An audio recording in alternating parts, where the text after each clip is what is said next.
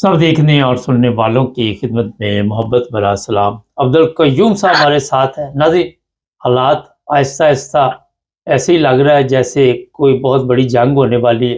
रूस, अमेरिका आमने-सामने आ चुके हैं। आप सबके इल्म में है कि अमेरिका जिस तरह पूरे सिस्टम को कंट्रोल करना चाहता है, वो नामुमकिन है। हमारे साथ है अब्दुल कय्यूम साहब। सर, ये तो ठीक-ठाक प्रॉब्लम होगी आपस में इनकी। बिल्कुल सही बात है मुबारक साहब। ट्रंप की शुरू की बातें, इलेक्शन के दौरान की बातें, प्रेसिडेंट बनने की बातें, बिल्कुल उसने अभी उल्ट साइड पे वो चला गया है। तो ये चीजें जो है ये दुनिया के लिए खतरनाक है। यूक्रेन को लोग भूल गए, अभी रशिया, अमेरिका और चाइना, ये तीन जो ताकतें ये आपस में उलझने वाली है। ट्रंप के दिमाग में क्या है? उसने बोला 5 मुल्क पे मैं कब्जा करूंगा। वेनेजुएला को उसने ऑलरेडी बताया हुआ है। कोलंबिया के कहता है मैं कब्जा करूंगा। दूसरा ये अपने आप कहें कि जो ग्रीनलैंड है इसको कहता है मैं कब्जा करूंगा। और एक दो मुल्कों को भी वो क्यूबा वाला कहता है मैं कब्जा करूंगा। और उसने मेक्सिको के ऊपर भी बोला मैं कब्जा करूंगा। ये 55 स्टेट्स, 50 से 55 स्टेट्स में बनाना चाहता हूँ। आप हैरान होंगे, यानी इतनी बड़ी बात ट्रम्प जो है वो अगर करेगा तो यूरोप सारा जो है वो ग्रीन लैंड के ऊपर इसके खिलाफ है। यूरोपियन यूनियन कहती है हम होने नहीं देंगे। अगर यूरोपियन यूनियन ने यहाँ तक बोला है कि अगर ट्रंप ने ग्रीनलैंड के ऊपर कब्जा करने की कोशिश की तो हम जितने अमेरिका की फौजें यहाँ यूरोप में बैठी है उनके ऊपर कब्जा कर लेंगे, उनकी सारी प्रॉपर्टी के ऊपर। ये बयान है, ये पार्लियामेंट जो है यूरोपियन यूनियन की, वहां पे ये एक मुल्क के सदर ने बयान दिया कि हम सारी तुम्हारी फौज और तुम्हारा असला और तुम्हारी प्रॉपर्टी जो यूरोप के अंदर हम उसके ऊपर कब्जा कर लेंगे। तो डेफिनेटली फिर एक बहुत बड़ी एक टेंशन क्रिएट हुई है यूरोप के अंदर। अमेरिका का सदर क्या सोचता है? वो कहते हैं हम जो जो करना चाहेंगे कर देंगे। उसका ये बयान है, हम किसी से डरते नहीं है, हमारी पावर है। तो ये जैसे रशियन के जहाज जो पेट्रोल लेके जा रहे थे या डीजल लेके जा रहे थे, उनके ऊपर कब्जा करना। पहले वो वेनेजुएला के जहाजों को मारते रहे, अभी रशियन के जहाजों को कब्जा कर लिया है। तो ये रशियन प्रेसिडेंट ने भी फिर कल कहते हैं कि अपने कुछ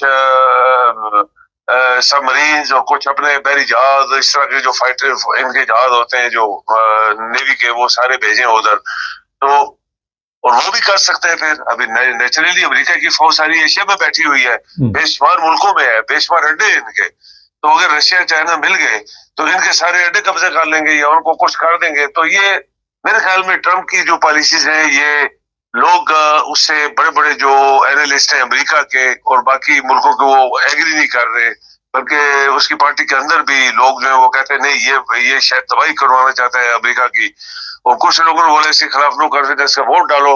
वो खुद भी बोला है, कहता है कि अगर अपनी पार्टी को अगर तुम हिम्मत नहीं करोगे, कोशिश नहीं करोगे, मुझे फॉलो नहीं करोगे, मेरी मदद नहीं करोगे, तो पॉसिबली मेरी इम्पीचमेंट हो जाए।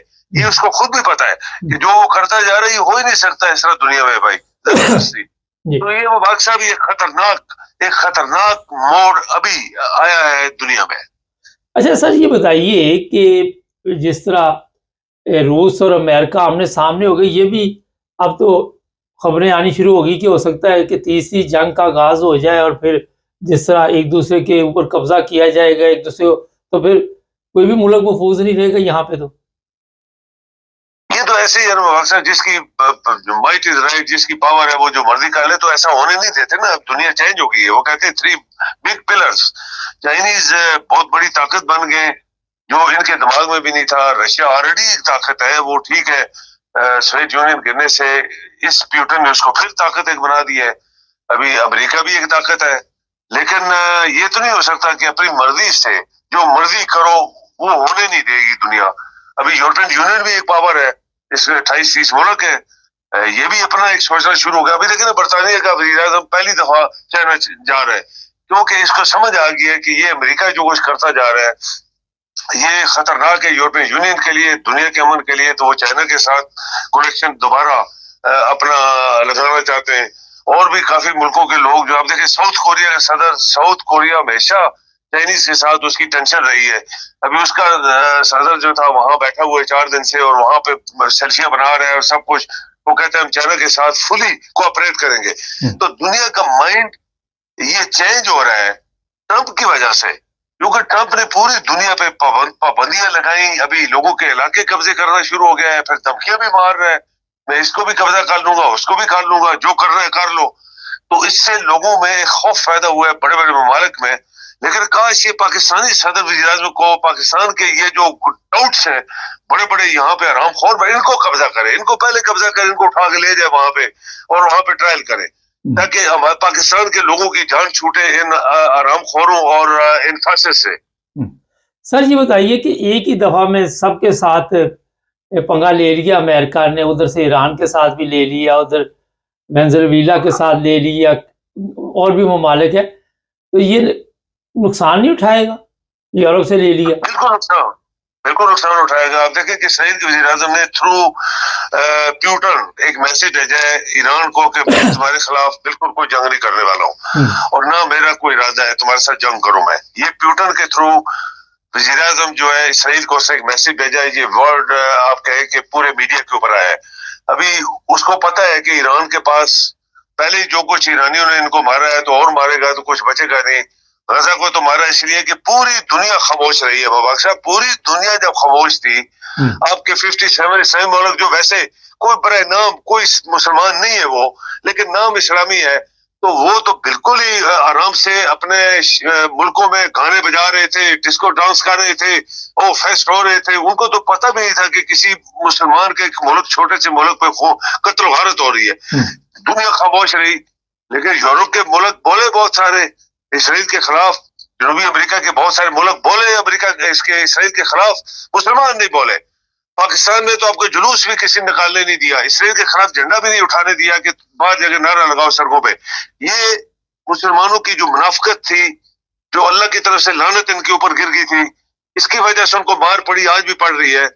लेकिन अब अक्सर ये देखें कि जब आदमी कहता है ना आउट ऑफ वो हो जाता है, सर्कल से बाहर आ जाता है, तो फिर बड़ा खतरा पैदा होता है। और सर्कल से बाहर निकलने से, अभी अमेरिका सर्कल से बाहर निकल गया, तो उसके लिए फिर बाकी जो लोग होते हैं दुनिया के सोचना शुरू करते हैं। गलबन वो कहते हैं चाइनीज और रशियन सदर जो है, ये शायद इनकी मुलाकात होने वाली है कोई, तो ये बहुत कुछ डिस्कस करेंगे।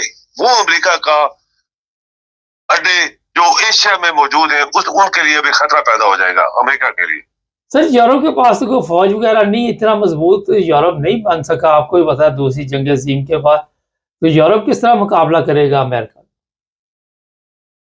बात यह है कि करना भी नहीं चाहिए मुबारक साहब, जंग होनी ही नहीं चाहिए। जो यूरोप का नुकसान हुआ है सेकंड वर्ल्ड वॉर या फर्स्ट वर्ल्ड वॉर में, यूरोप ही था, ये सारा यूरोप ही था जहाँ 2 जंगें हुई है। तो अभी तीसरी भी जंग करेगा तो इनके पास क्या बचेगा? ये जो 70-80 साल में इन्होंने जो तरक्की की है, जो एक नया मकाम बनाया है, फिर तबाह हो जाएगा। तो अमेरिका तो एक्चुअली इनको छोड़ने जा रहा है। ये कल अमेरिका ने एक एक्सपर्ट एनालिस्ट कह रहा था कि अमेरिका इनको बिल्कुल खत्म करना चाहता है, यूरोपियन यूनियन को, और इनका कनेक्शन तोड़ना चाहता है। बिल्कुल ही अमेरिका इख्तियार हो गया इसके लिए, जिसके लिए ग्रीनलैंड के ऊपर कब्जा उसका माइंड बना है कि मैं ग्रीनलैंड के ऊपर पहले बात करूंगा खरीदने की, अगर वो नहीं देंगे तो we will occupy by force. ये ट्रंप के अल्फाज हैं। और वहां पे फौज उतार के हम कब्जा कर लेंगे। इतना बड़ा इलाका है ग्रीनलैंड, बहुत बड़ा एक आप कह लें कि एक छोटा सा वो कॉन्टिनेंट है, तो उसके ऊपर कब्जा करने का मतलब है कि यूरोपियन यूनियन जो वो कहते हैं हम होने नहीं देंगे।